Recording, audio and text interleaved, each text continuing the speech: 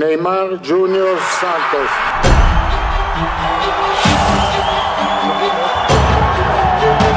Rio de জেনেরোর museum of টুমরোতে তখন টান টান উত্তেজনা। একে একে ২৬ জনের চূড়ান্ত তালিকা পড়লেন ব্রাজিল কোচ কার্লো আনচেলত্তি। অবশেষে তার কণ্ঠে যখন উচ্চারিত হলো সবচেয়ে কাঙ্ক্ষিত নাম নেইমার জুনিয়র, তখন করতালির গর্জনে মুখরিত হয়ে উঠল চারপাশ। মিলনায়তন জুড়ে বয়ে গেল আনন্দের সুনামি। Neymar Junior Santos.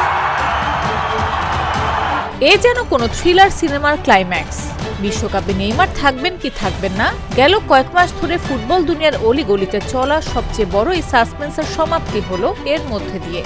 হ্যাঁ, নন্দিত এবং কখনো কখনো নিন্দিত এই মহাতারকাকে নিয়ে বিশ্বকাপে যাচ্ছে ব্রাজিল। দীর্ঘ বিরতির পর বিশ্বকাপ দিয়ে সেলেসাওদের দলে ফিরতে যাচ্ছেন নেইমার। ২০২৩ সালের পর প্রথমবার ব্রাজিল দলে জায়গা পেলেন তিনি। এটি হতে যাচ্ছে তার চতুর্থ বিশ্বকাপ। ৩৪ বছর বয়সী নেইমার ব্রাজিলের জার্সি গায়ে আন্তর্জাতিক ফুটবলের সর্বোচ্চ গোলদাতা। ১২৮ ম্যাচে তার গোল ৭৯টি। বার্সেলোনা ও পিএসজির সাবেক এই ফরওয়ার্ডকে দলে ডাকার আগে কোচ আনচেলত্তিও কম পরীক্ষা নেননি।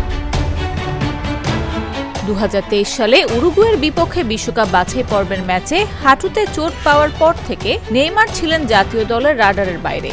চোট আর ফর্মহীনতার দোলাচলে গত মার্চে ফ্রান্স ও ক্রোয়েশিয়ার বিপক্ষে প্রীতি ম্যাচেও তাকে বাইরে রেখেছিলেন ইতালিয়ান মাস্টারমাইন্ড।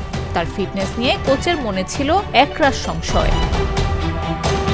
সৌদি আরবের চোট জর্জর অধ্যায় চুকিয়ে গত জানুয়ারিতে নেইমার ফিরে আসেন শৈশবের ক্লাব সান্তোসে।